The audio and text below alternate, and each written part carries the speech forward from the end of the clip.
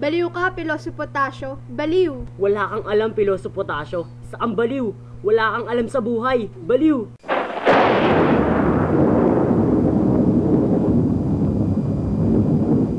Masaya yata kayo. Totoo po, Kapitan. Masaya ako pagkat meron akong hinihintay. Hinihintay na ano? Ang unos. Ang unos? Maliligo ba kayo? Maligo? Hindi po masama. Lalo na kung nakatuntong ng marumi. Naghihintay ako ng higit na mabuting mangyari. Ano nga po iyon? Kidlat na papatay ng mga tao at susunog ng mga bahay. Ipanalangin na rin po ninyo na mauwi na rin sa dilubyo. Siyang bagay sa ating lahat, sa inyo at sa akin.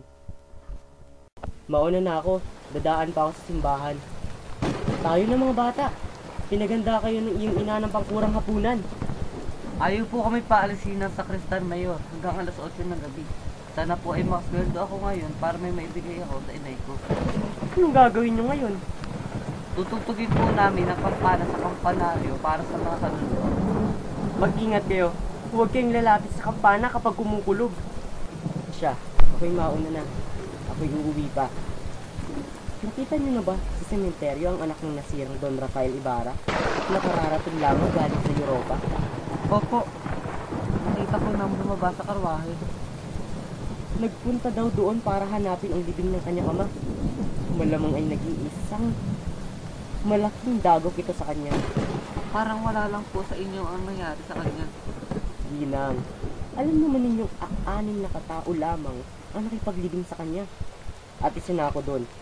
Ako rin ang humarap sa Kapitan General at sa mga otoridad tapos nilang lapastanganin ang kanyang libing. Sa bagay, ang isang mabuting tao ay mas pinahahalagahan kung ito ay buhay pa kaysa patay na. Hindi ba kayo naniniwala sa purgatorio? Purgatorio ba kamo? Alam ko pa nga ang kasaysayan nito.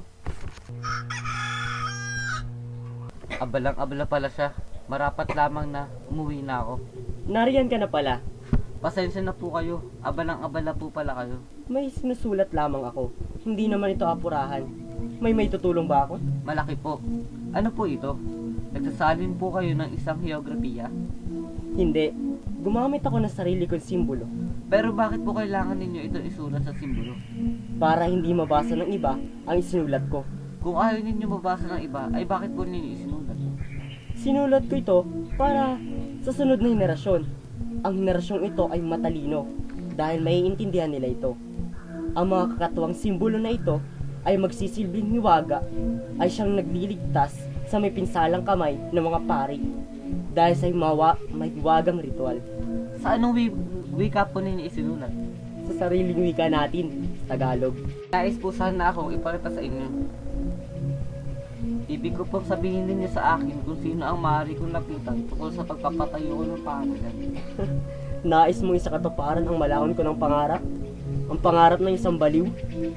Ang una kong payo sa iyo ay huwag kang humingi ng payo sa akin. Sasabihin rin nilang nababaliwan na. Yan ang naging dahilan kung bakit ang bayan na ito ay walang pag-unlad. Maging iba lamang ang inyong pananaw sa kanilang pananaw ay tatawagin ka ng baliw. Ang pangalawa kong payo ay sumangguni ka sa kura paroko, sa alkalde at sa iba pang matataas na tao. Bibigyan ka ng masasamang payo at mga walang kwenta. Siyempre, ikaw naman ay hindi susunod. Ang malaga ay nagsabi ka. Magkunwari ka na sinusunod mo.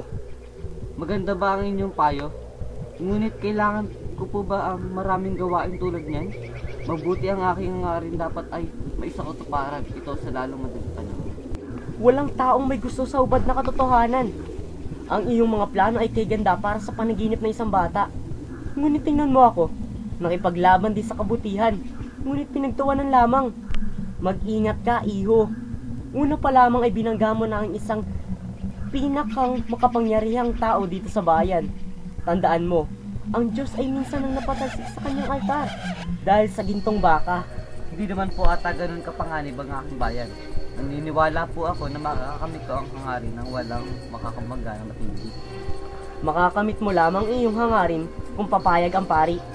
Kung hindi, ay walang papasok sa iyong paaralan. Sobra naman ho ata iyon.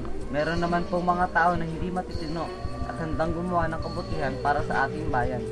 Tulad ng gobyerno. Gobyerno ba? Gobyerno ba, wika mo? Naniniwala ang gobyerno ay nakatindig lamang dahil sa mga pari. At sa sandaling mawala ang pari, babagsak ang pamahalaan. Sobra naman po ata yan. Dapat nga po tayo magsaya dahil sa mga mamamayan ay hindi nagrereklamo o nagdaranas ng hirap. Hindi nagrereklamo ang mga mamamayan dahil wala silang tinig. At sabi mo, hindi sila naghihirap? Ayun ay dahil hindi mo nakikita ang pagdurugo ng kanilang puso. At ako ay naniniwala na pagdating ng panahon ay makikita nyo rin. Tulad ng pagbabayad sa mga revolusyong nasusulat sa mga duguang pahina ng kasaysayan. Diyos ko, hindi papayagan ng gobyerno na mangyari ang ganyan. Pati na ang simbahan, religyoso ang Pilipinas at nagmamahal sa Espanya. Totoong may magaganap ng pagmamalabis pero kumikilos sa Espanya para mulutas ito. Alam ko, at iyan ang lalong masama. Dahil ang reformang galing sa taas ay pinapababa at tila walang saysay ng mga bisyo ng lahat. Ang pagmamalibis ay hindi malunasan ng mga royal decree. Kaya walang magawa ang mga mamamayan dahil walang pumapansin sa kanila dahil sila ay minamaliit. Gayun man, hindi ako pumunta rito para makipagtalo tungkol sa bagay na iyan. Nandito ako upang humingi ng payo. Sabi ninyo, ako ay magyukos na lamang ng ulo sa kanila? Tama. Dahil sa bansang ito, dalawa lang ang pagpipilian. Yumuko o mapuguto ng ulo. Hindi ko maisip kung bakit natin kailangan iyuko ang ating ulo. Kung pwede naman natin ipaglaban o lumaban para sa kanilang bansa. Ang iyong mithiin sapagkat ang iyong larangan ay nasa kamay ng mga kaaway. Nalimutan na ba ninyong yaon ang pumatay sa aking ama at siyang nag-aahon sa kanyang bangkay mula sa hukay? Ginoong Ibarra, mas makakabuti kung ito ay isasantabi mo na lamang.